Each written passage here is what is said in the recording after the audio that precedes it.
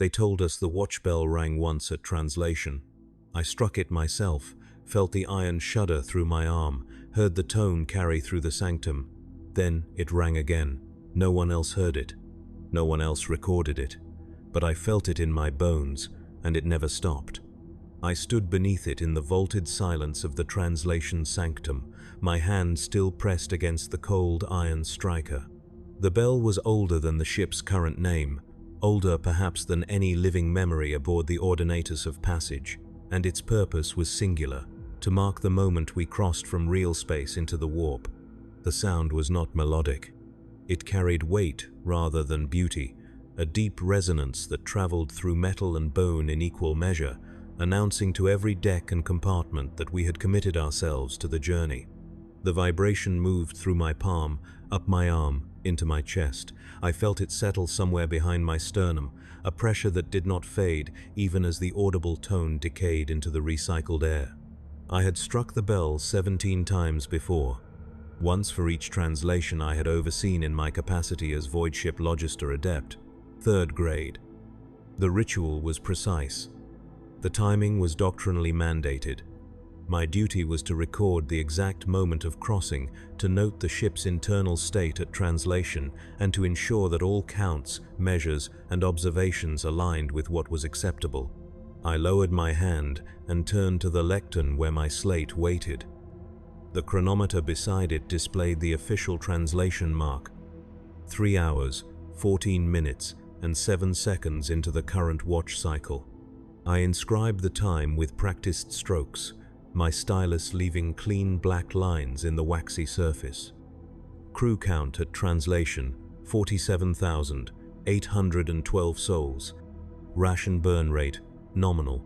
Prayer compliance across all decks, 94.6%, within acceptable variance. Geller field activation, certified and sanctioned. The bell rang again. I looked up. My hand had not moved. The striker hung motionless.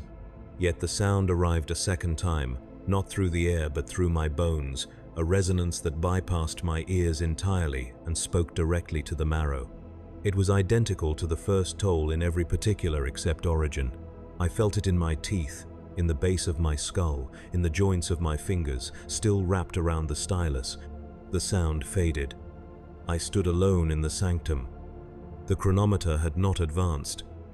No second strike had been recorded by the sanctioned mechanisms. I looked at the slate, at the single notation I had made, and felt the pressure in my chest deepen. The Vox grill beside the lectern crackled. The voice that emerged was calm, masculine, and carried the measured authority of the bridge command deck. Logister Adept. Confirmed translation mark recorded and compliant. I glanced at the bell, at the still striker, at my own hand that had not moved. Confirmed, I said. My voice sounded steady. Translation mark at 3 hours, 14 minutes, 7 seconds. All counts aligned. Acknowledged. Note for record. Geller field activation proceeded under sanctioned delay protocol, approved by navigatorial authority and ministorum oversight. Delay falls within doctrinal margins. No anomaly logged. I had not been informed of any delay. The field was supposed to activate 3 seconds prior to translation, a margin built into every crossing since the ship's consecration. A delay meant we had entered the warp without full protection, even briefly. But the voice from the bridge was calm. The protocol was sanctioned. The delay was approved. Understood, I said. Logging as compliant. Proceed with standard audit schedule. The Emperor protects. The Emperor protects, I repeated, and the Vox went silent. I returned to the slate. My hand moved without conscious direction, inscribing the bridge's assurance into the record. Geller field activation, sanctioned delay, approved by competent authority, doctrinally compliant. The words aligned themselves in neat rows. The entry was complete. I did not mention the second resonance because it had not occurred in any measurable way. The chronometer had recorded 1 strike. My duty was to record what could be counted. I pressed my palm against my chest. The pressure remained, a low vibration that matched the ship's drive hum. It did not fade, it did not intensify. It simply was. A new baseline I could not compare to any previous state because I could not recall with certainty what I had felt before the bell rang. Memory was unreliable. Records were truth. I completed the remaining entries. Translation audit logs would be delivered to my superiors within 6 hours. The ship would cross the warp for 47 standard days, bound for the muster coordinates at the edge of the Panderic Reach, where fleet elements were assembling for a crusade whose objectives I had no clearance to know. My task was to maintain the internal ledger, to ensure that what happened aboard the Ordinatus of Passage during those 47 days could be accounted for, justified, and reconciled against expected losses. I sealed the slate and placed it in its case. The translation sanctum was empty, except for the bell and the lectern and the faint smell of incense that never fully dispersed.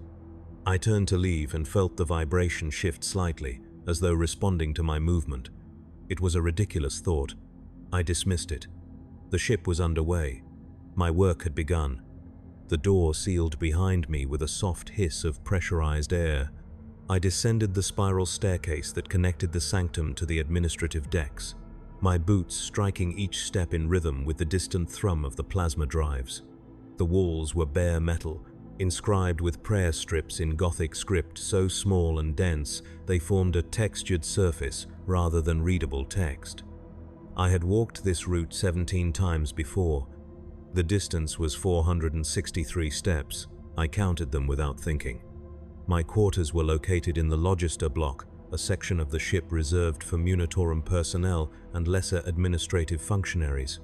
The corridors were narrow, lit by caged lumens that flickered in time with power cycles I had learned to predict.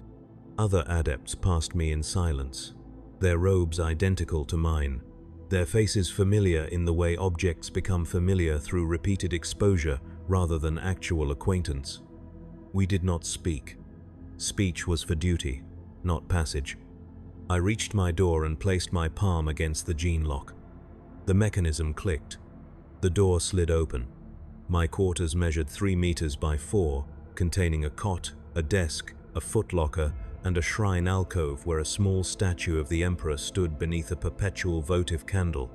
The air smelled of machine oil and old parchment. I had lived here for 6 standard years. It was the only personal space I had been granted since my assignment to the Ordinatus of Passage. I removed my outer robe and hung it on the hook beside the door. Beneath it, I wore a simple tunic and trousers, both grey, both worn soft by repeated laundering. My skin was pale from years without natural sunlight. My hands were steady. I sat at the desk and opened the secondary slate where I maintained personal annotations, notes that supplemented the official records but carried no institutional weight. These entries were tolerated as a method of cognitive organization, provided they remained private and did not contradict sanctioned data. I wrote, "Translation mark recorded. Geller field delay noted as sanctioned. Audit schedule proceeds as planned. All counts aligned." I paused. My hand hovered over the slate. I wanted to write about the second resonance, the sound that had traveled through bone rather than air, but there was no doctrinal category for such an observation. Sensory experiences without corresponding measurements were classified as perceptual drift, a known side effect of extended void service. The Medicae had explained this during my initial orientation. The human body was not designed for life aboard void ships. Adjustments were expected. Reporting every minor aberration would overwhelm the system. I closed the slate without adding anything further. The candle in the shrine alcove guttered, casting shifting shadows across the Emperor's stone face. I knelt before it and recited the evening prayer, the same words I had spoken every night for 6 years. The Emperor protects, the Emperor provides, the Emperor endures. My voice was quiet. The words were familiar enough that I did not need to think about their meaning. They were a rhythm, a pattern, a small piece of order in a universe that resisted comprehension. When I finished, I stood and extinguished the candle with a practiced pinch of my fingers. The room fell into darkness except for the faint glow of the door's status light. I lay on the cot and closed my eyes. The vibration in my chest remained, steady and unremarkable as my own heartbeat. I did not dream. I never dreamed aboard the Ordinatus of Passage. Sleep was a scheduled cessation of function, nothing more. The watch bell woke me 7 hours later, its sound transmitted through the ship's Vox network to every habitation deck. I rose, dressed, and reported to the Logister archive where my first audit of the voyage awaited. The work was precise. The work was endless. The work was all that mattered. The ship moved through the warp, and I moved through the ship, counting what could be counted, recording what could be recorded, and trusting that the omissions I could not name were justified by authorities I would never meet. The Logister archive occupied 3 decks in the aft section of the ship, a warren of vaulted chambers filled with record stacks, data looms, and sanctified calculation engines that clicked and whirred in perpetual rhythm. The air was cool and dry, maintained at a temperature optimal for parchment preservation. The smell was ink and dust and the faint metallic tang of machine oil. I had spent more waking hours in the archive than anywhere else aboard the Ordinatus of Passage. Its geography was more familiar to me than my own quarters. I reported to Senior Logister Vorth, a man whose face had collapsed into deep lines that spoke of decades in service. He stood behind his lectern on the archive's upper gallery, his gaze fixed on a scroll that unfurled across the slanted surface like a tongue. He did not look up when I approached. Recognition was unnecessary. My arrival was scheduled. "Logister Adept," he said. His voice was dry, each word articulated with the precision of a man who had learned that ambiguity was a sin. "Translation audit complete?" "Complete and sealed, Senior Logister. Submitted to the appropriate channels. Noted. Your assignment for the first 7-day cycle. Lower hold audit, sections 83 through 97. Thermal variance has exceeded acceptable margins. Crew counts require reconciliation. Ration distribution logs need verification. You will submit preliminary findings within 4 days. I received the assignment data slate from his outstretched hand. The weight was familiar. The task was routine. Lower hold audits were common during the first days of translation. The warp placed stresses on ship systems that revealed themselves as statistical deviations. Heat exchangers labored under increased load. Crew morale dipped. Minor injuries accumulated. My role was to verify that deviations remained within expected parameters and that adjustments were doctrinally justified. Understood, Senior Logister. One additional notation, Vorth said, and now he did look up, his pale eyes meeting mine with the flat intensity of a man delivering information he considered significant. The lower holds have reported 3 fatalities attributed to overexertion during the translation window. The deaths are logged as acceptable losses, pre-approved under standard voyage attrition protocols. You will verify that the deceased are correctly accounted for in thermal offset calculations. Their removal has already been processed. 3 deaths. I felt nothing in particular. Death was a constant aboard the Ordinatus of Passage. Crew losses occurred in every voyage segment. The ship carried 47,812 souls. Statistically, a certain percentage would not survive any given journey. The Ministorum had calculated acceptable loss rates generations ago. My duty was not to mourn but to ensure the numbers aligned. "I will verify the calculations," I said. "The Emperor protects," Vorth said, a dismissal phrased as benediction. "The Emperor protects," I repeated, and left the gallery. The descent to the lower holds required passage through 17 levels of the ship, each separated by pressure doors and gene-locked checkpoints. I carried my identification sigil on a chain around my neck, a small iron medallion stamped with my designation and clearance level. Guards stationed at each checkpoint scanned it without speaking, their expressions blank behind rebreather masks. The air grew warmer as I descended. The smell changed from sterile archive air to something thicker, tinged with sweat and ozone and the acrid bite of overworked machinery. By the time I reached Section 83, my tunic clung to my back. The temperature was at least 15 degrees higher than the archive. The corridors were narrower, the walls bare metal interrupted by bundled cables and exposed piping that hissed and rattled. Laborers moved past me in groups, their bodies lean and hard, their clothing reduced to minimal wrappings. They did not acknowledge me. I was administrative. I did not contribute to their work. I existed in a separate category. I found the duty overseer in a cramped station built into a junction of 3 corridors. She was a heavy-set woman with scarred forearms and a voice roughened by years of shouting over machinery. Her name was Overseer Len.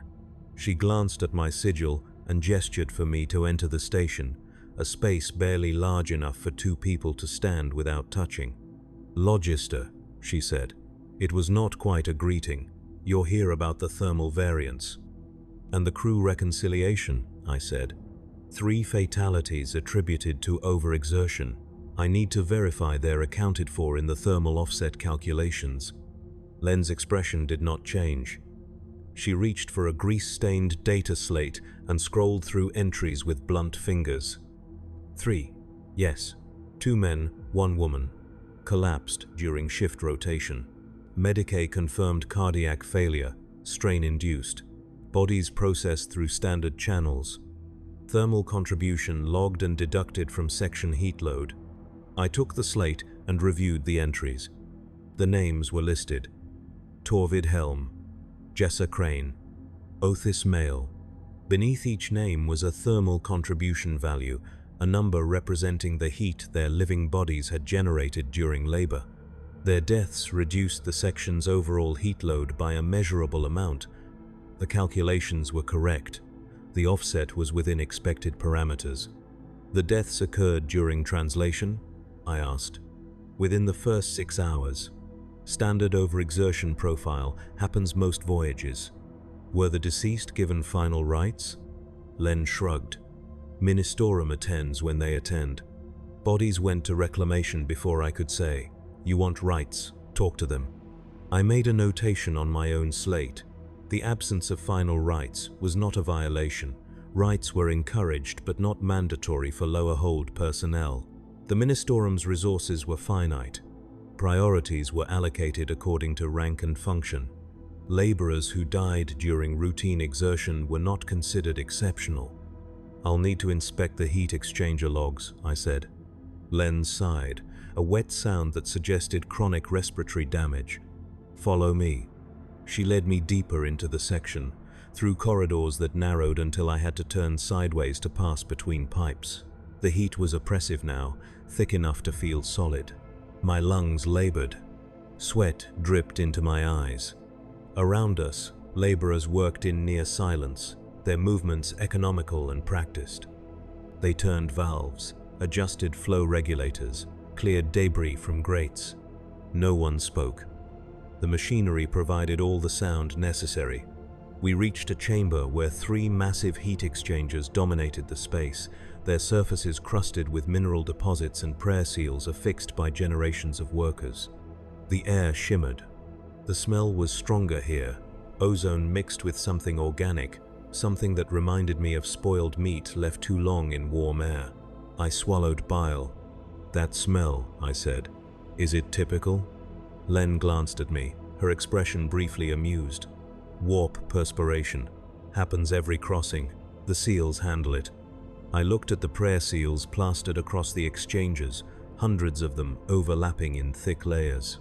They were handwritten in Gothic script, invocations to the Emperor and the Omnissiah, requests for protection and stability. I had never heard the term warp perspiration before.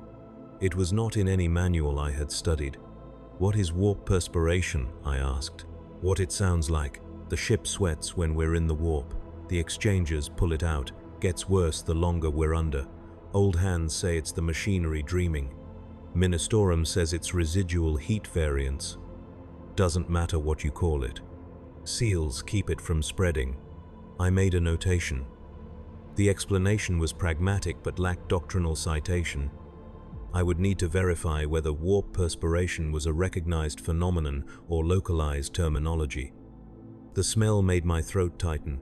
I forced myself to breathe evenly. "The 3 who died," I said.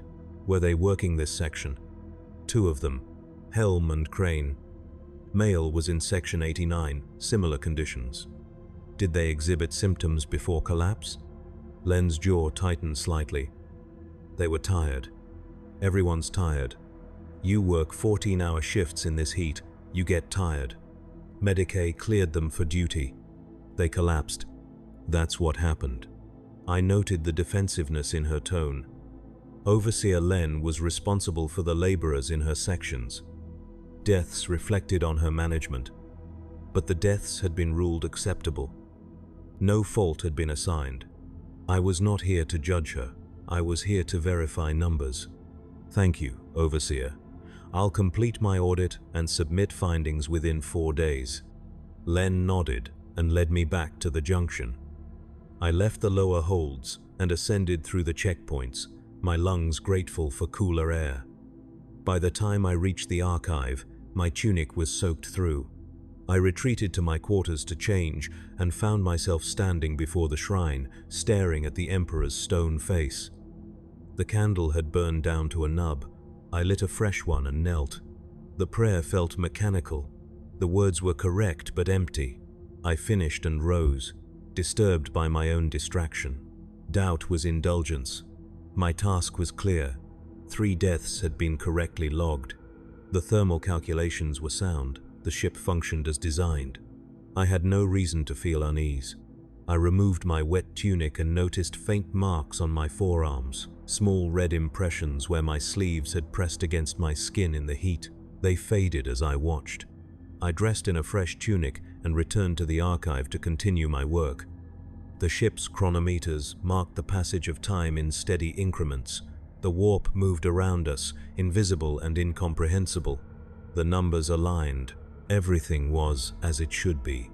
Except the smell from the lower holds lingered in my memory, refusing to disperse. The audit required 4 days of meticulous work. I reviewed heat exchanger logs, ration distribution schedules, shift rotation records, and crew medical summaries. I interviewed 3 additional overseers and consulted with a junior medicae who confirmed that cardiac failure due to overexertion was a documented cause of death in high heat environments. The 3 fatalities were statistically expected. The thermal offset calculations were correct. The lower holds were functioning within acceptable parameters. I compiled my findings into a formal report and submitted it to Senior Logister Voth. He reviewed it in silence, his stylus moving across the parchment as he annotated sections with precise strokes. When he finished, he looked at me with the same flat intensity I had come to recognize as his natural expression. "Acceptable work, Logister Adept. Your findings confirm existing assessments. The lower holds remain compliant." "Thank you, Senior Logister. One notation for your personal record," Voth said, and now his tone shifted slightly, acquiring a texture I could not quite identify. It was not anger, it was not concern. It was adjustment. "Your report includes 17 instances of the term warp perspiration attributed to local terminology. This term does not appear in sanctioned lexicons. In future audits, use approved descriptors. Thermal variance due to translation stress is the correct terminology." I felt a small jolt of alarm. I had documented what I observed, what I had been told. The terminology had seemed relevant. "I understand, Senior Logister. I will correct future entries." "The correction is not punitive," Voth said, and his voice softened fractionally, a concession I recognized as rare. "Language discipline ensures clarity across administrative chains. Local terminology introduces variance. Variance complicates reconciliation. You performed your duty correctly. You documented accurately. The adjustment is minor." "I understand." "Additionally," Voth continued, "you noted the absence of final rites for the deceased. This notation was unnecessary. Rite administration falls under Ministorum jurisdiction. Logister audits concern material and procedural compliance, not spiritual adequacy. In future, omit observations outside your functional scope." I had included the notation because it seemed relevant to a complete accounting, but Voth was correct. My duty was not to assess spiritual practices. I was not qualified to judge the Ministerum's priorities. Acknowledged, Senior Logister. I will refine my focus. Vorth regarded me for a moment longer, then nodded. Your next assignment, Chapel Deck Verification. The Ministerum has requested administrative confirmation of hymn compliance during translation. You will attend scheduled masses and verify participation rates. Report due in 3 days. I accepted the new assignment slate. Chapel Deck Verification was less physically demanding than lower hold audits, but required social exposure I generally avoided. I would need to observe congregations, count participants, and assess compliance without drawing attention to myself. The task was straightforward. I left the archive and made my way to the chapel decks, located in the ship's midsection where the crew density was highest. The chapels aboard the Ordinatus of Passage were not grand cathedrals, but utilitarian spaces carved from cargo holds and retrofitted with altars, pews, and vox amplification systems. Faith was mandatory aboard Imperial voidships, but grandeur was reserved for command sections and navigatorial sanctums. The common crew received what was necessary, nothing more. I arrived during the midday mass. The chapel was crowded, bodies pressed together in rows that extended to the back wall. The air smelled of incense and unwashed humanity. I stood near the entrance, slate in hand, and began counting. 417 attendees. The chapel's rated capacity was 450. Compliance was high. The Ministerum officiant stood at the altar, a thin man in black robes whose voice carried through the vox amplifiers with harsh clarity. He led the congregation through the Litany of Endurance, a hymn commonly recited during warp translation. The voices rose in unison, a wall of sound that reverberated through the chamber. I listened, verifying that the words matched the sanctioned text. They did. But beneath the hymn, woven through the vox-amplified voices, I heard something else. A hum. Low and steady, it threaded through the spaces between words, rising and falling in rhythm with the ship's power cycle. I tilted my head, trying to isolate the sound. It did not come from the congregation. It did not come from the vox amplifiers. It came from somewhere deeper, something fundamental to the chapel's structure. I glanced at the officiant. He showed no sign of hearing it. The congregation continued singing, their faces turned upward toward the altar. I made a notation on my slate. Auditory anomaly detected during hymn, origin unclear. I would report it as part of my compliance verification. The hymn ended. The officiant raised his hands and delivered a blessing. The congregation responded in unison, their voices tired but steady. I counted exits, noting that no one left before the dismissal. Compliance was absolute. The officiant concluded the service, and the crowd began to disperse. I remained near the entrance, watching the flow of bodies, when I noticed 3 members of the choir being escorted to a side chamber by a Ministerum attendant. I approached one of the remaining choir members, a woman with graying hair and a voice-worn throat. "Excuse me, why were those 3 removed?" She glanced at me, her expression briefly wary, then softened when she saw my Logister sigil. "Reassignment. They're being sent to servitor reclamation." "For what cause?" "Dissonance." The officiant said, their voices disrupted the harmony. "It happens sometimes. The Ministerum ensures the hymns remain pure." I felt a cold pressure in my chest. When was the dissonance identified? Today, during the litany. The officiant heard it immediately. I had heard the hum, the low vibration beneath the hymn. Was that the dissonance? Or had the 3 choir members been singing something I could not distinguish from the sanctioned melody? I wanted to ask more, but the woman had already turned away, rejoining the dispersing crowd. I watched the side chamber door close. The 3 choir members would not return to their duties. Servitor reclamation was irreversible. I completed my count and left the chapel.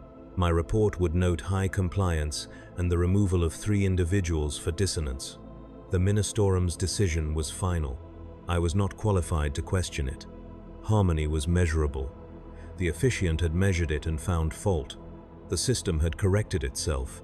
But the hum remained in my memory, a sound I could not reconcile with any explanation I had been given. I returned to my quarters that evening and knelt before the shrine. The prayer felt heavier than usual, each word requiring effort to speak.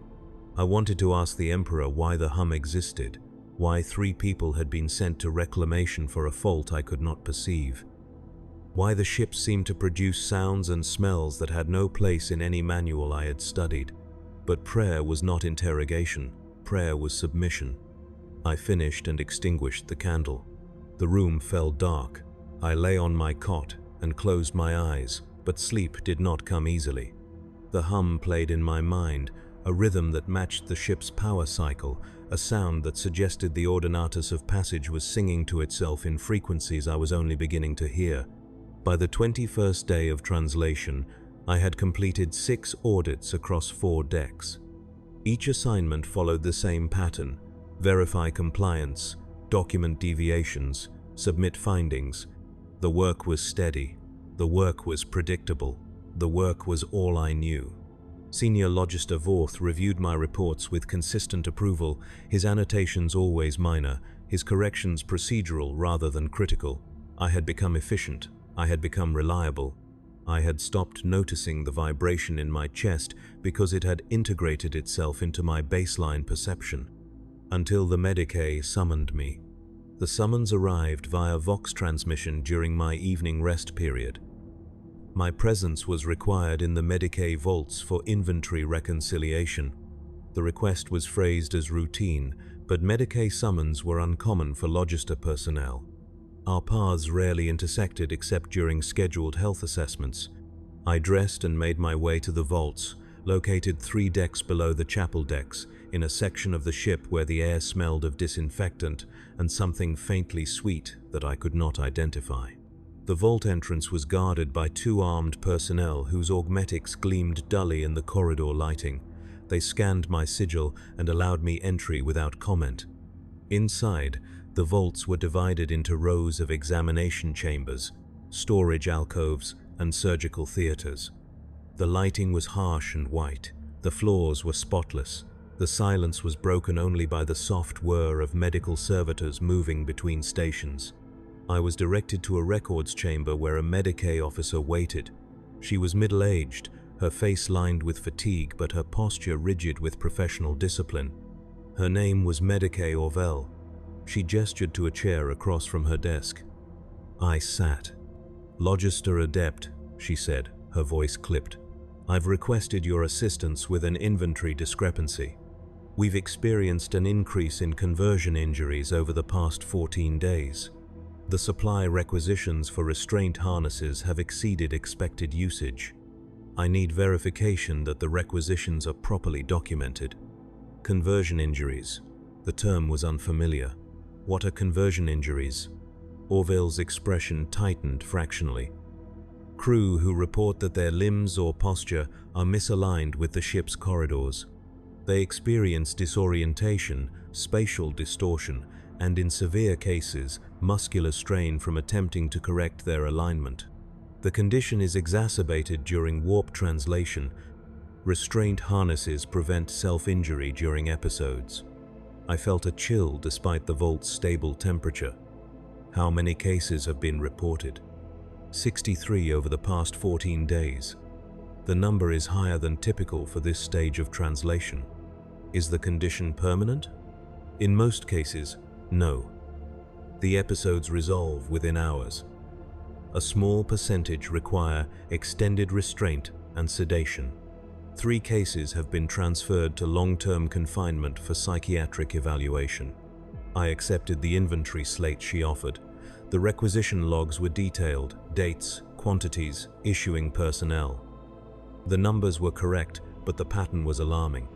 Conversion injuries had begun appearing on the 7th day of translation and had increased steadily since. The distribution was not concentrated in any single section.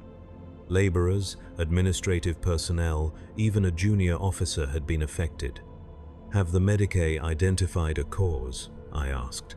Orvel's gaze did not waver. The prevailing assessment is that prolonged warp exposure induces perceptual drift in susceptible individuals. The ship's geometry is constant, but the crew's neurological processing becomes temporarily distorted. Restraint and sedation allow the condition to resolve. I made notations on my own slate. Perceptual drift. I had heard the term during my orientation, but it had been described as a minor inconvenience, not something requiring restraint. Are the harnesses effective? They prevent self-injury. Whether they address the underlying condition is outside my expertise. Orwell paused, then added, "You'll need to inspect the harnesses yourself. Some crew have reported persistent markings after removal. I want confirmation that the equipment is functioning as designed." She led me to a storage alcove where restraint harnesses hung in neat rows. They were crude devices, leather straps reinforced with metal buckles, designed to immobilize limbs and torso. I lifted one and examined it. The leather was worn smooth by repeated use.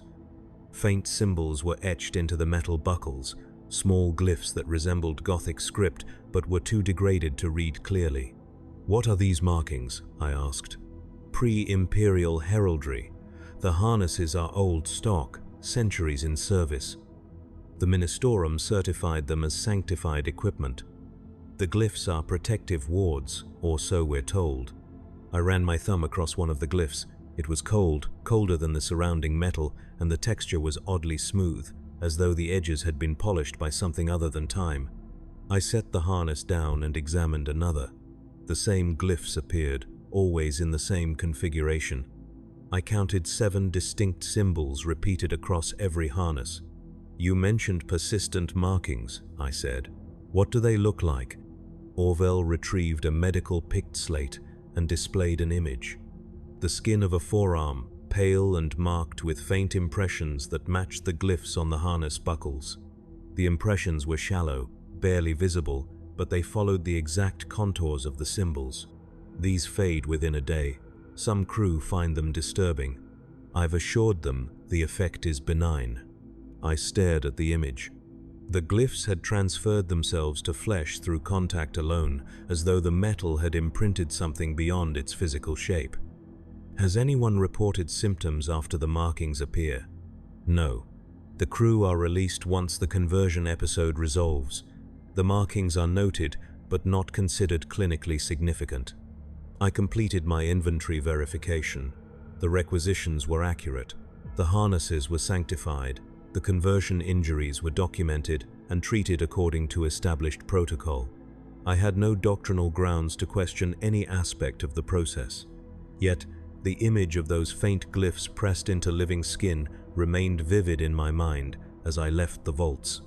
I returned to my quarters and stood before the shrine. The candle flickered. I knelt and began the evening prayer, but the words dissolved before I could speak them. I closed my eyes and tried to recall what I had felt before the voyage began, what certainty I had carried into my duties, but the memory was imprecise. Had I always felt this pressure in my chest? Had I always heard the ship's hum beneath the hymns? Had the bell always resonated twice? I did not know. I could not know. Memory was a record written in tissue that degraded with every recall. The slate was truth. The slate recorded what mattered. I opened my eyes and stared at the Emperor's stone face, searching for reassurance in features that did not change. The candle burned. The ship moved through the warp. My duty continued. I told myself that these observations, these small inconsistencies, were natural byproducts of void service. The human body was not designed for this environment. The human mind was not designed for this isolation. Adjustments were expected. Suffering was calibration. The ship consumed lives to maintain function, and my role was to ensure the consumption remained balanced. I extinguished the candle and lay in darkness, listening to the hum that never ceased, feeling the vibration that had become indistinguishable from my own pulse. On the 32nd day, I received a summons that carried no explanation, only a designation and a time. Report to the Jella Sanctum, Middeck Access Corridor 73, Second Watch. The instruction was signed by an authority I did not recognize, a cipher stamp belonging to someone with clearance far above my grade. I had never been to the Gela Sanctum. Few personnel had. The field's mechanisms were sacred and restricted, maintained by specialized tech priests and monitored by navigatorial overseers. My presence there made no sense. I reported as ordered, carrying my sigil and slate.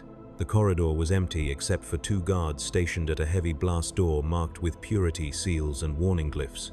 They scanned my sigil and opened the door without comment. Beyond was a narrow passage that descended at a steep angle, its walls lined with bundled cables that pulsed with faint luminescence. The air was colder here, dry enough to sting my throat. I descended. The passage opened into a vaulted chamber that took my breath. The Gela Sanctum was vast, its ceiling lost in shadow, its walls covered in interlocking mechanisms that clicked and whirred in overlapping rhythms. At the chamber's center stood the reliquary, a towering structure of brass and silver encased in layered glass panels. Through the glass, I could see movement. I stepped closer. The reliquary's interior was not empty. Figures moved within it, human-shaped but distorted, their limbs elongated and bent at angles that defied anatomy. They wore robes that might once have been red, but had faded to the color of old blood.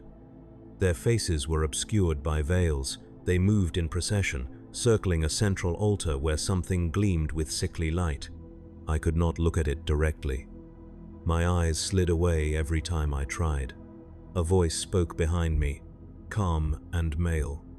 "Logister Adept. You are here to reconcile a power discrepancy." I turned. The speaker was a tech priest, his body more machine than flesh, his face a mask of bronze inscribed with sacred numerals. His mechadendrites hung motionless at his sides. He held a data slate identical to mine. "I was not informed of the discrepancy's nature," I said, struggling to keep my voice steady. "What am I verifying?" "Power consumption within the Gela field exceeds baseline projections by 4%. The variance is within acceptable margins but requires documentation. You will observe and record." I glanced back at the reliquary. The figures continued their procession, never pausing, never breaking rhythm. What are they doing? Maintaining the field. The Gela mechanism is not passive. It requires continuous prayer and sacrifice. The figures you see are sanctified servitors, their consciousness bound to the field's operation. Their procession generates the necessary resonance. Without them, the field would collapse. Sanctified servitors. I had seen servitors before, lobotomized crew converted into biological tools. But these were different. They moved with a grace that suggested something more than programming. They moved as though they were aware, as though they chose their steps. "How long have they been in procession?" I asked. "Since the ship's consecration, 47 standard years without cessation." I felt sick. 47 years. An entire human lifetime spent in endless walking, circling an altar I could not look at, generating a resonance that kept the ship safe from the warp. I wanted to ask if they suffered, if they remembered what they had been, but the questions died in my throat. Suffering was irrelevant. Function was all that mattered. The tech priest handed me the data slate. "Record the following. Power consumption variance of 4% attributed to increased translation distance and warp density. Variance within acceptable parameters. Gela field integrity maintained. Procession continues uninterrupted." I transcribed his words exactly. My hand shook. I forced it steady. The tech priest observed without comment. When I finished, he retrieved the slate and nodded. "Your clearance has been updated to permit future audits of this section. You will return if additional discrepancies arise." I did not want to return. I did not want this clearance. But refusal was not an option. "Understood." He escorted me back to the passage. The blast door sealed behind me with a hiss of pressurized air. I climbed the steep incline, my legs unsteady, my mind full of images I could not reconcile. The procession, the altar, the figures that moved with impossible grace through a space that should not have contained them. I reached the corridor and leaned against the wall, breathing hard. The guards ignored me. I was administrative. I had witnessed nothing that concerned them. I straightened and walked back to the Logister block, my slate clutched against my chest. The vibration I had felt since the bell rang was stronger now, a resonance that matched the rhythm of the procession, as though something in my body had synchronized itself with the Geller Field's operation. I did not report this observation. There was no category for it. There was no language that would make it comprehensible. I returned to my quarters and knelt before the shrine, but prayer was impossible. The words were empty. The Emperor's face was stone. I sat in darkness and listened to the ship sing to itself in frequencies I was no longer certain I should be hearing. The pattern emerged slowly, too slowly to recognize until it was too late to unsee. I reviewed my audit logs, not for submission but for my own understanding, tracing the threads that connected the lower holds to the chapel decks, to the Medicae vaults, to the Geller Sanctum. Each location had revealed something that should not have surprised me, something that was doctrinally justified and procedurally correct, yet together they formed a shape I had not anticipated. The ship consumed. Not wastefully, not cruelly, but efficiently. Every loss served a function.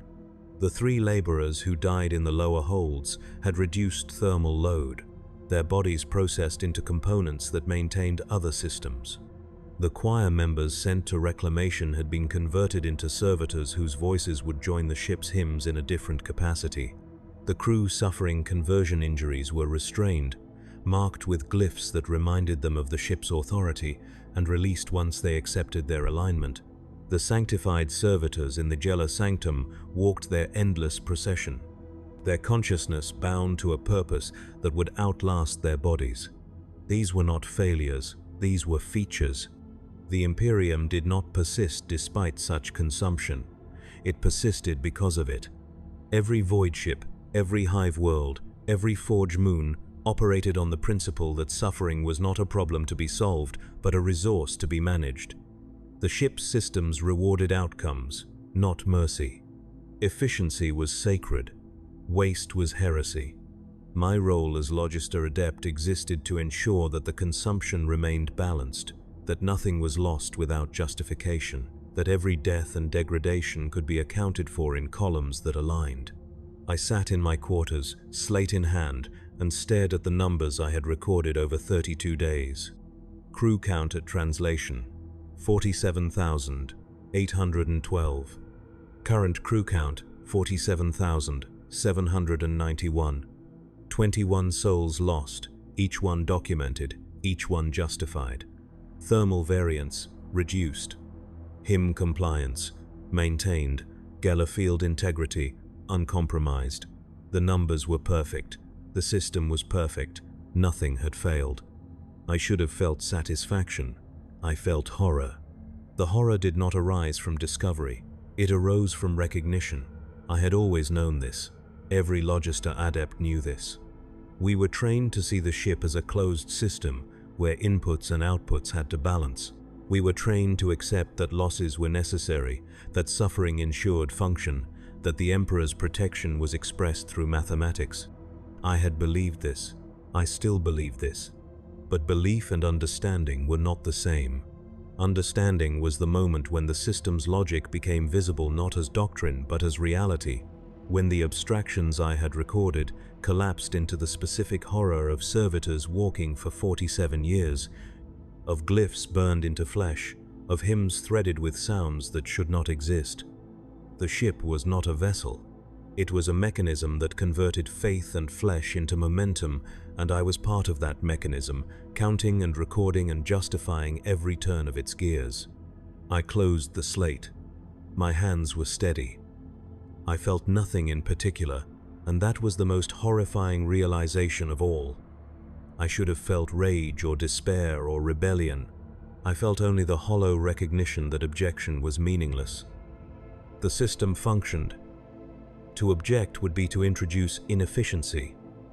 Inefficiency was heresy. Therefore, my horror was itself a form of failure, a cognitive error that required correction. I knelt before the shrine and tried to pray, but the words would not come. I stared at the Emperor's stone face and wondered if he felt anything when he looked down at the Imperium he had created, at the billion souls ground to dust in his name, at the voidships and hive worlds and forge moons that turned suffering into survival. Did he approve?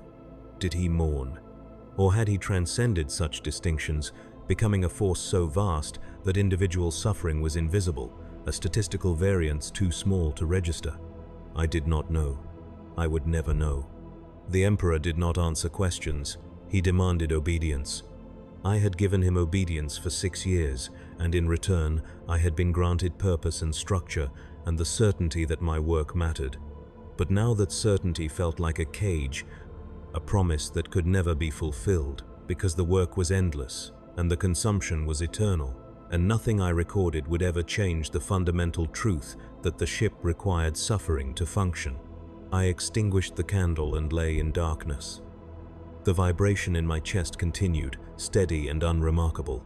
The ship moved through the warp, carrying 47,791 souls toward a destination none of us would choose, toward duties we would fulfill because choice itself was an illusion maintained for the comfort of those who still believed they possessed agency. I closed my eyes. I did not sleep. I counted, as I always counted, the hours remaining until the voyage's end, the days we had survived, the losses we had sustained. The numbers aligned. The system closed its loop. I was part of the mechanism now, indistinguishable from the gears I had spent so long recording. By the 40th day, I had become efficient beyond expectation. Senior Logister Vorth praised my work during a routine review, noting that my audits were submitted ahead of schedule and contained fewer errors than any Logister adept under his supervision. I accepted the praise without pleasure. Efficiency was no longer an achievement. It was the only state available to me. I had learned to see what needed to be seen, record what needed to be recorded, and ignore what fell outside my functional scope. I had also learned to ignore the second echo of the watch bell, which I now heard at the beginning and end of every shift. It arrived through bone, bypassing air, a resonance that matched the Geller field's rhythm. I did not record it because it was not measurable. I did not mention it because no one else acknowledged it. I accepted it as I accepted the hum beneath the hymns, the glyphs on the restraint harnesses, the procession that never ceased. These things were real but irrelevant. Reality and relevance were not the same. The ship's chronometers marked the passage of time with precision. 7 days remained until translation's end, until the ordinatus of passage would emerge into real space at the muster coordinates and disgorge its cargo of crew and materiel for purposes I would never know. I had completed 14 audits. I had verified compliance across 12 sections. I had documented 21 deaths, 47 reassignments, and 63 conversion injuries. The numbers aligned, the ship functioned, my duty was nearly complete. And then I received the summons. It arrived during the night shift, a Vox transmission delivered in the calm, measured tone I had learned to associate with authority that could not be questioned. Report to the Ordinator's command deck, Senior Logister's chambers, immediately. The transmission ended before I could acknowledge. I dressed and left my quarters, my body moving through corridors it knew by heart, my mind empty of speculation. Speculation was inefficient. The command deck occupied the ship's highest section, a series of vaulted chambers where senior officers and administrative overseers maintained the vessel's operational hierarchy. I had been there only once before, during my initial orientation 6 years ago.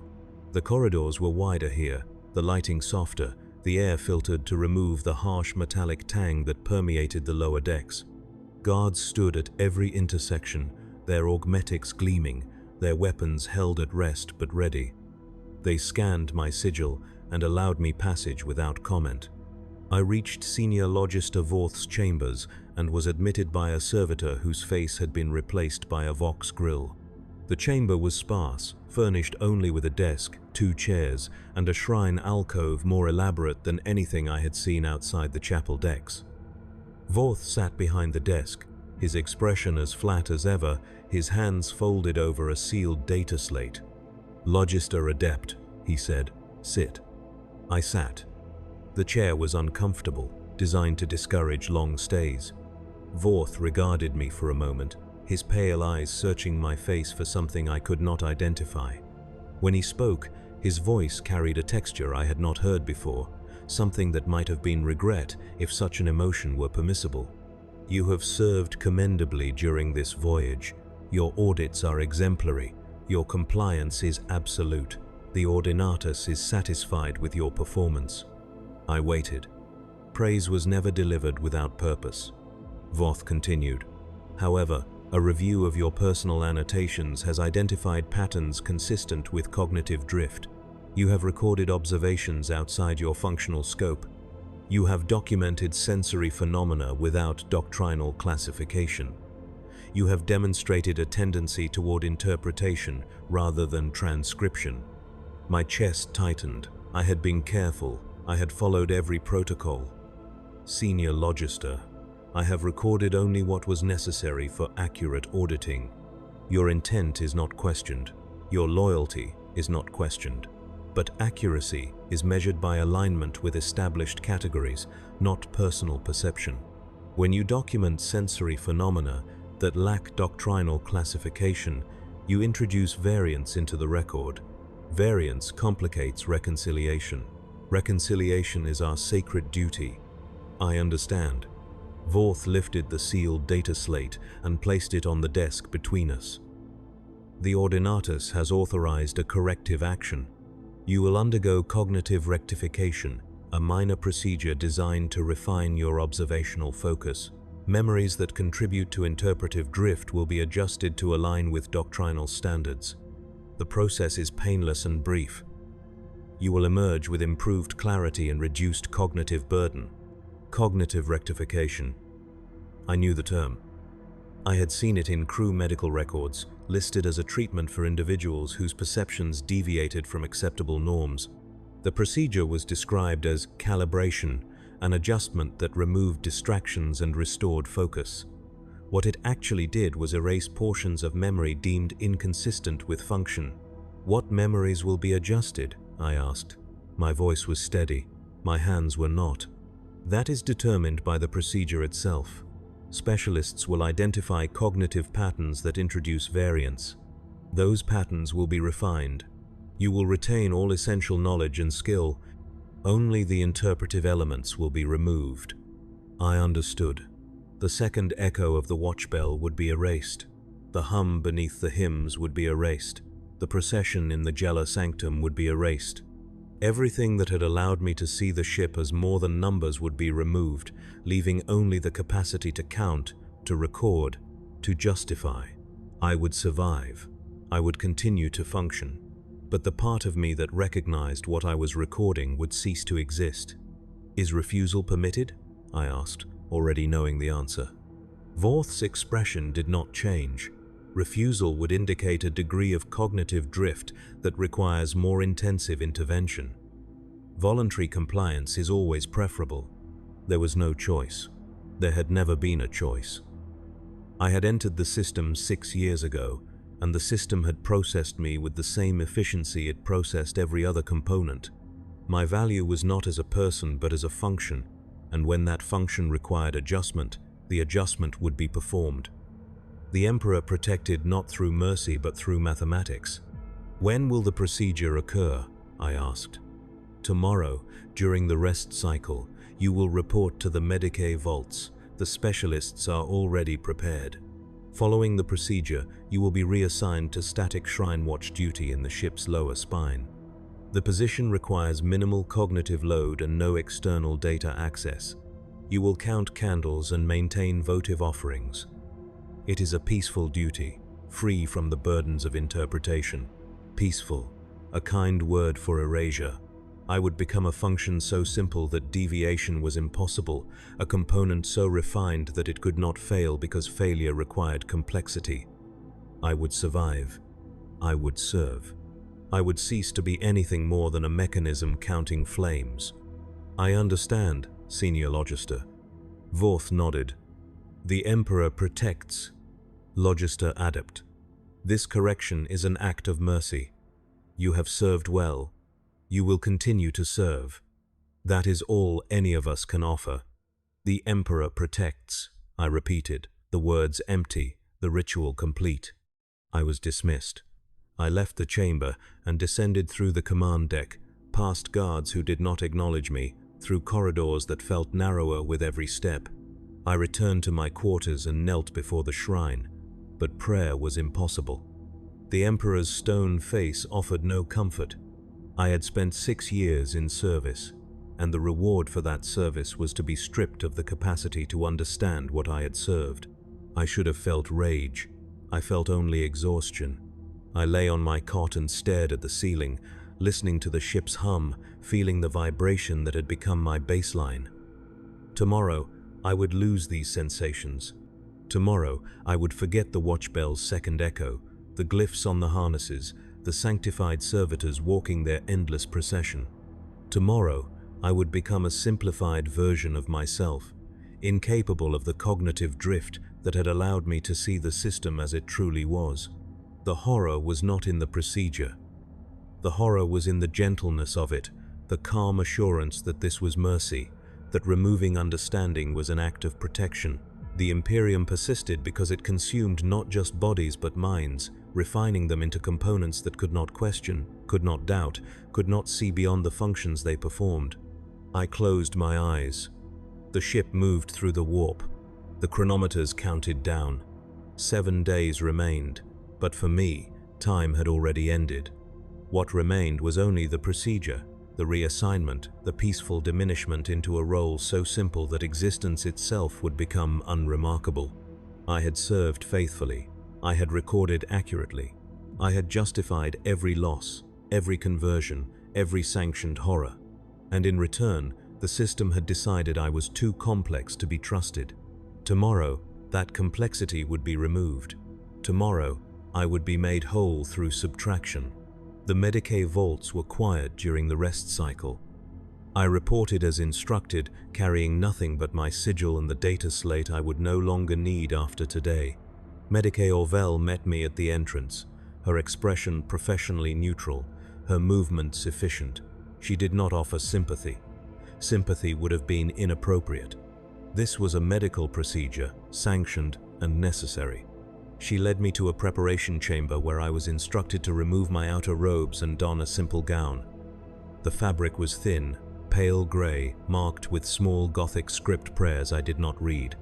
I complied without resistance. A servitor entered and affixed monitoring nodes to my temples, my wrists, my chest. The nodes were cold. They adhered with a faint adhesive smell that reminded me of the lower holds, of heat and ozone and something organic. The procedure will take approximately 3 hours, Orville said. You will be sedated throughout. When you wake, you will be escorted to your new assignment. Do you have questions? I had countless questions. None of them would be answered. No. She nodded and activated a vial of sedative, injecting it into a port the servitor had installed in my forearm. The chemical burn spread quickly, warmth followed by numbness, followed by a heaviness that pulled at my consciousness. The chamber blurred.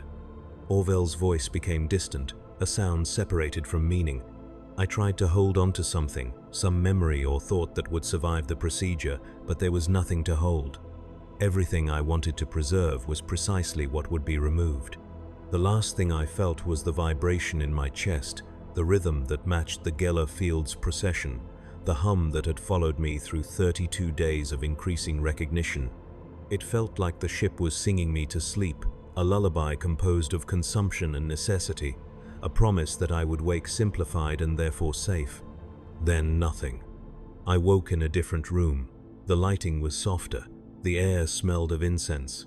A servitor stood nearby, its Vox grill humming faintly. I tried to sit up, but my body moved slowly, as though relearning basic coordination. The monitoring nodes had been removed. My forearm bore a small bandage where the sedative port had been.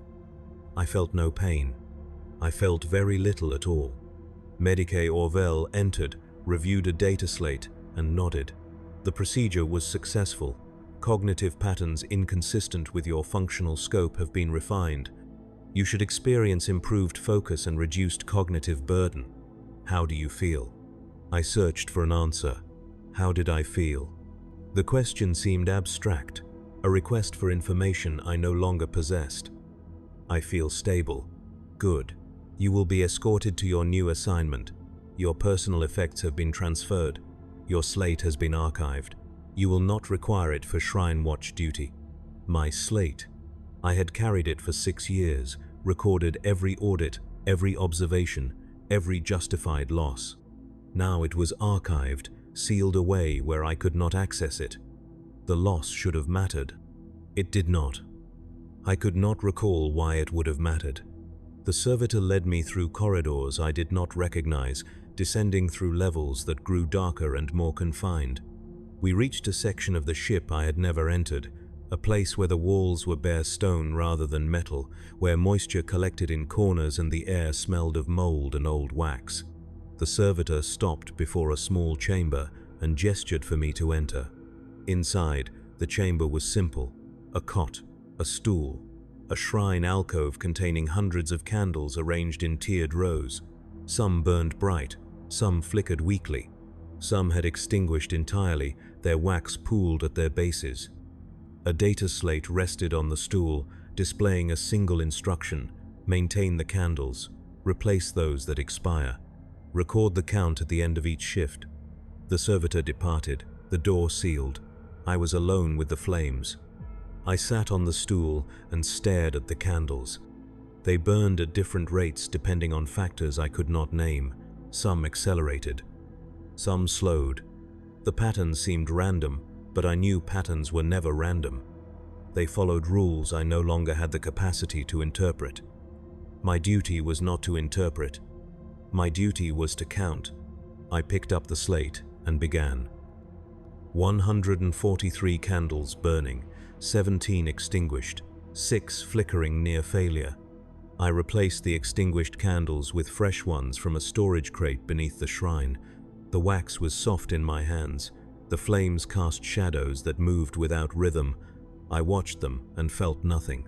Time passed. I did not know how much. The ship's chronometers did not reach this section.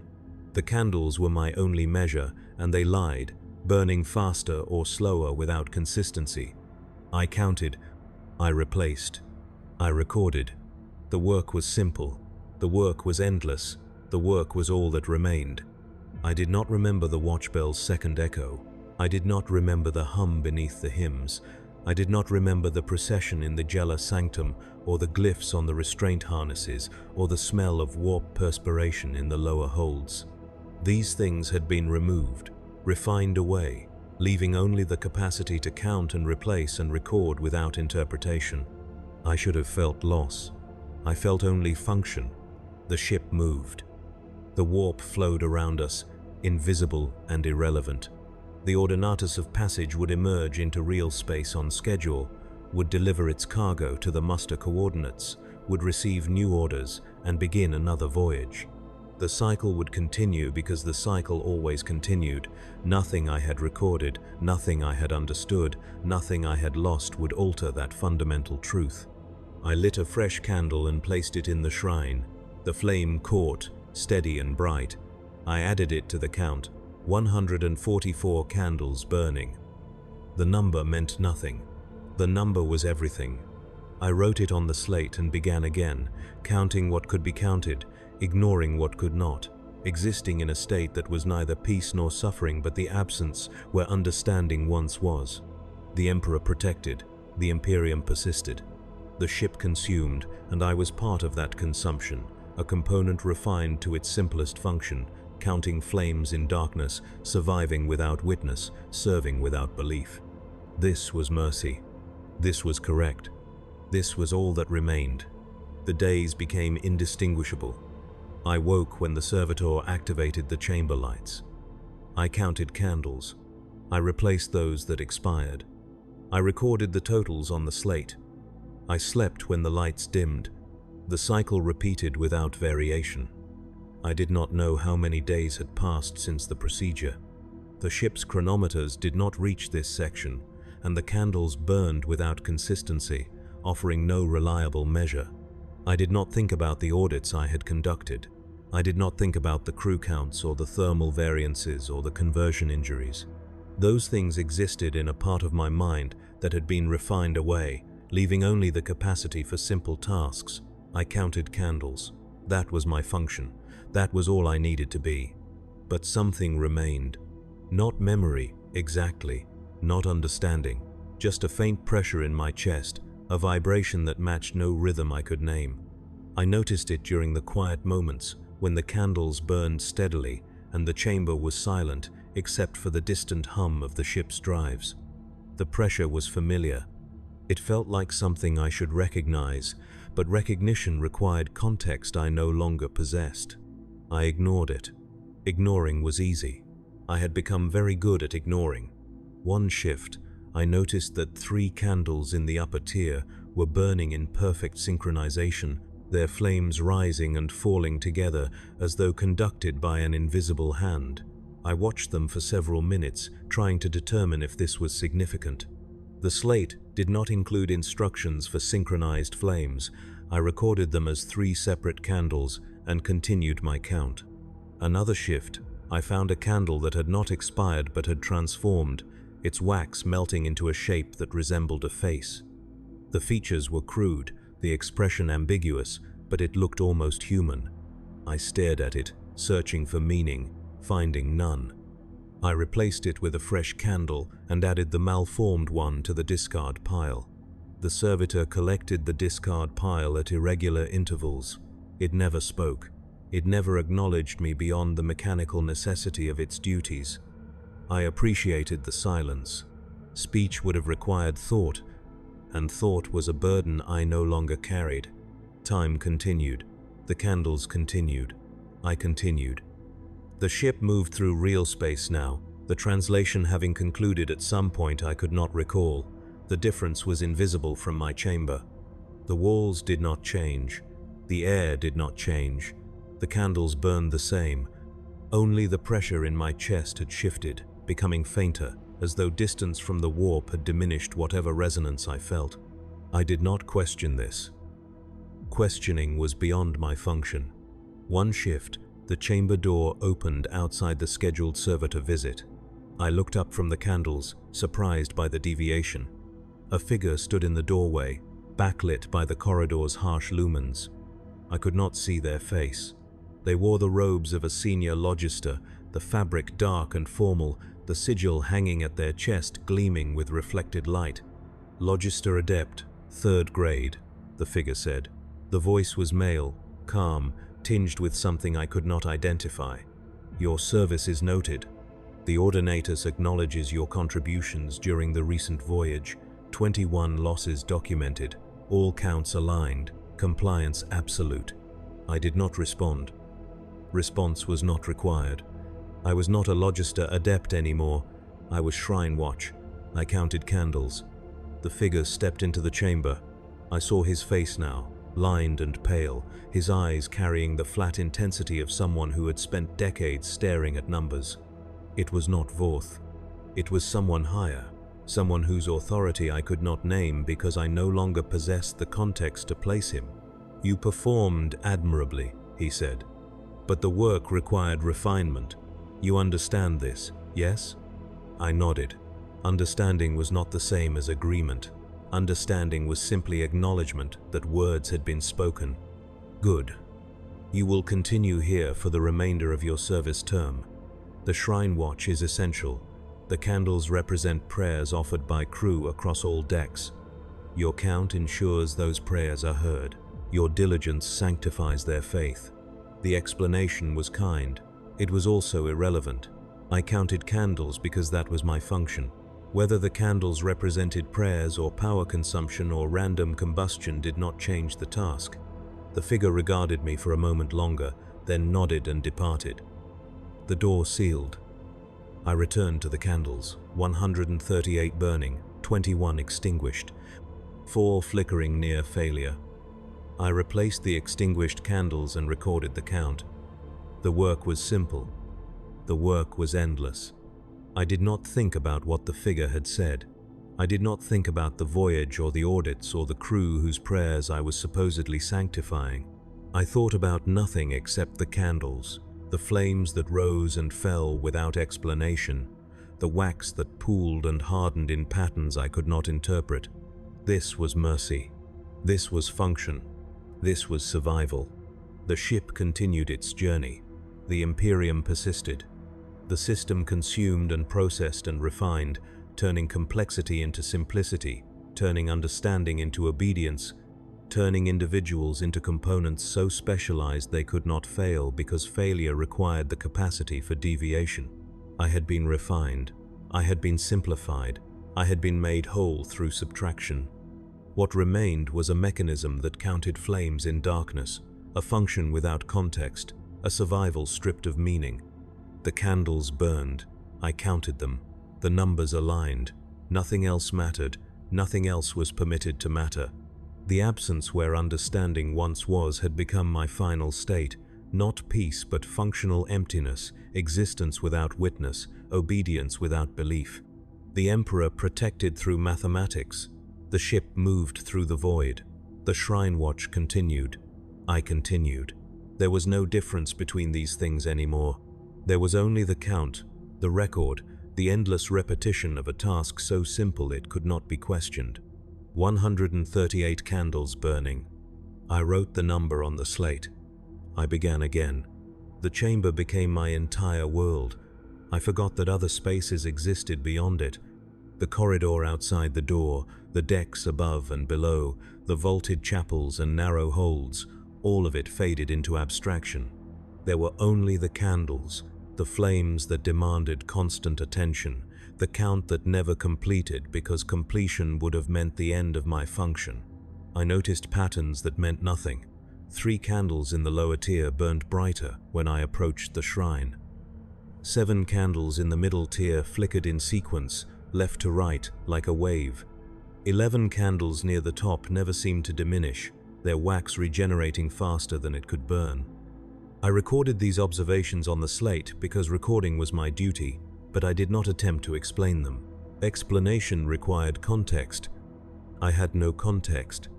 The servitor continued its visits, collecting the discard pile, delivering fresh candles, performing maintenance on the shrine alcove that I was not trained to understand. It never spoke. It never looked at me directly. I appreciated this. Eye contact would have implied communication, and communication required a self capable of expressing something beyond function. I was not certain I still possessed such a self. Time lost coherence. The lights dimmed and brightened in cycles that might have been days or hours or something else entirely. I slept when exhaustion made counting impossible. I woke when the pressure to continue became stronger than the desire for rest. The work was endless. The work was all that remained. One shift, I found a candle that refused to light. I struck the igniter repeatedly, but the wick would not catch. I examined it, searching for damage, finding none. The wax was intact. The wick was dry. There was no doctrinal reason for failure. I set it aside and lit a replacement, but the failure disturbed me in a way I could not articulate. A candle that would not light was a prayer that could not be heard. If the senior logister's explanation was true, someone's faith had been rejected. I tried again with the failed candle.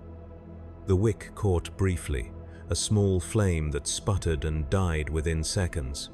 I tried a third time. The result was the same. I placed the candle in the discard pile and recorded the failure on the slate. Failed ignition, cause unknown. The words felt insufficient, but I had no better language. Another shift. All the candles extinguished simultaneously. One moment, they burned steadily. The next, every flame died as though snuffed by an invisible hand. The chamber fell into absolute darkness.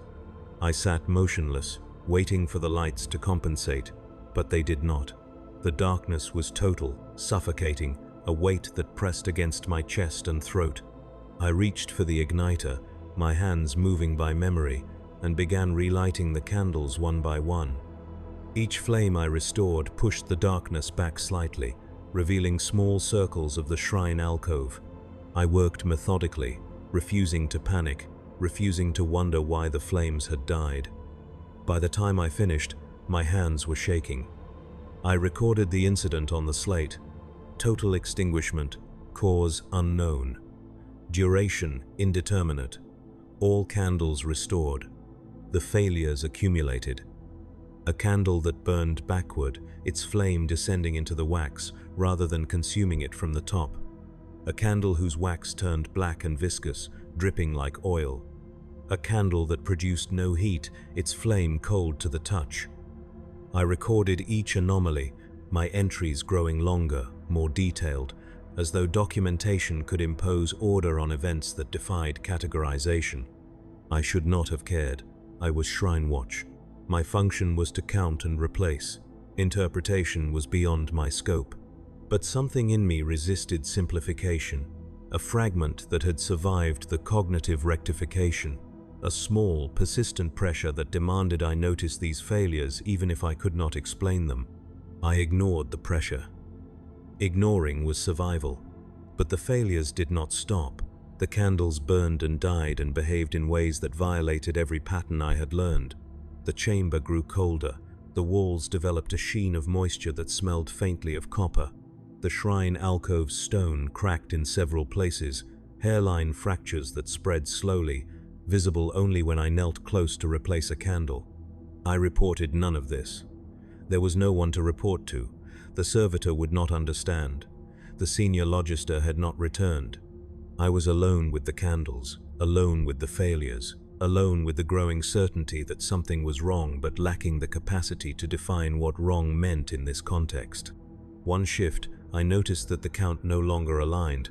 I had recorded 143 candles burning at the start of the shift. By the end, I counted 147.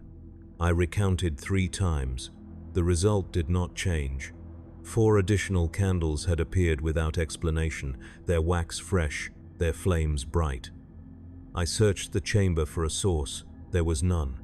The servitor had not visited. The storage crate held the same number of replacements as before. I recorded the discrepancy on the slate.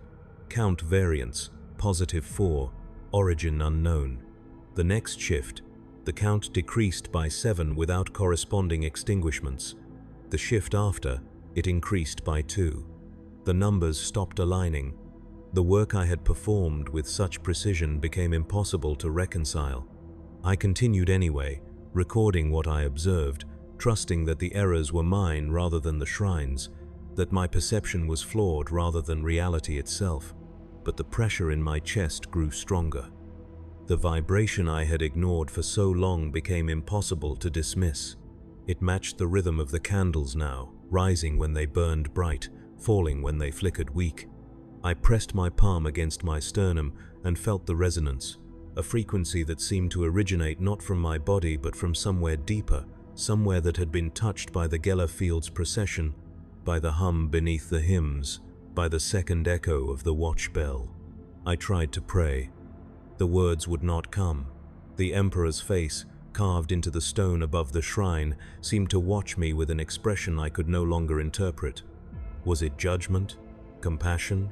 Indifference? I did not know. I could not know. The capacity to know had been refined away. I knelt before the shrine and counted candles. The work was simple. The work was impossible. The work was all I had left. The chamber grew darker despite the flames. The walls grew colder despite my body heat. The air grew thicker despite the ventilation systems I could no longer hear. The ship moved through the void. The shrine watch continued. I continued, but something had shifted. A fundamental change I lacked the language to describe. A recognition that survival was no longer sufficient because survival required a self to persist, and I was no longer certain what remained of me beyond the function I performed. I lit another candle. The flame caught and held. I added it to the count. The number meant nothing. The number was everything. I wrote it on the slate and stared at the entry, searching for meaning in the clean black lines, finding only my own diminished reflection in the wax-slicked stone. 147 candles burning. The count was wrong. The count was all I had. I began again. The servitor stopped coming.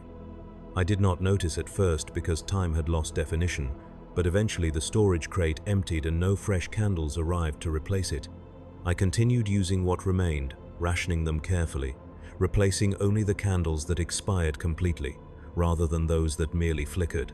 The count decreased, 50 candles burning, 38, 21.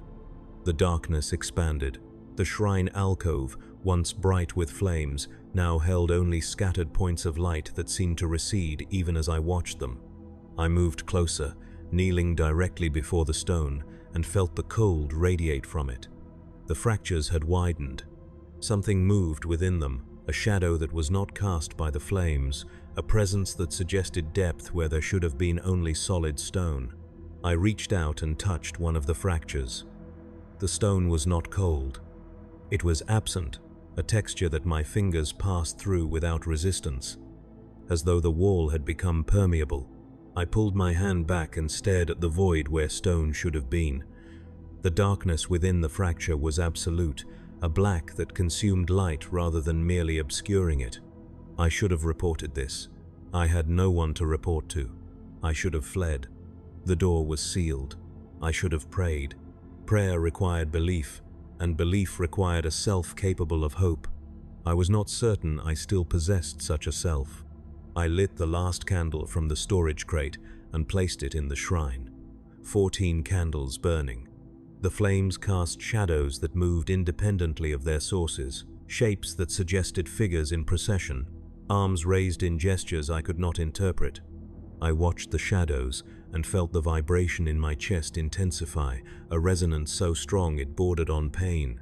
The candles began to extinguish one by one, not snuffed but fading, their flames shrinking into nothing as though the air itself was being consumed. I tried to relight them, but the igniter no longer functioned.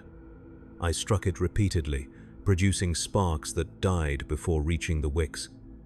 The darkness advanced, 8 candles burning, 5, 3. I knelt before the shrine and pressed my palms against the stone. The vibration traveled through my hands, up my arms, into my chest, synchronizing with my heartbeat until I could not distinguish between the ship's rhythm and my own. The pressure was overwhelming now, a weight that forced me forward, my forehead coming to rest against the cold stone. The last candles extinguished. The chamber fell into absolute darkness. I should have felt terror. I felt only recognition, a final understanding that arrived too late to matter. The shrine was not a place of worship, it was a conduit. The candles were not prayers. They were measurements, markers that tracked something I had no language to describe, a process that had used me as precisely as the ship used its crew, consuming what was necessary and discarding the rest. I had been refined, I had been simplified, but refinement was not completion.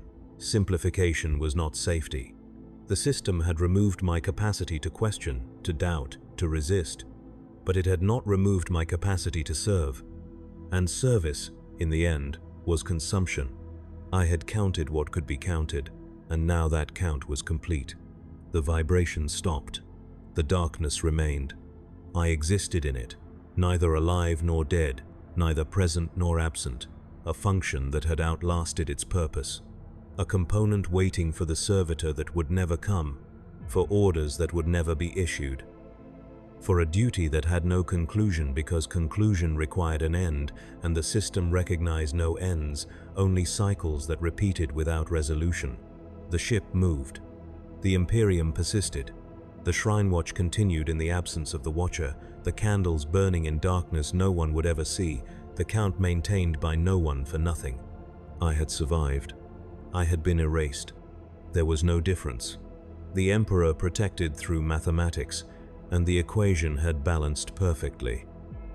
Input equaled output, function equaled consumption. Survival equaled the absence where understanding once was, the hollow space that remained when everything unnecessary had been refined away. I knelt in darkness and counted nothing, recorded nothing, served nothing. This was mercy.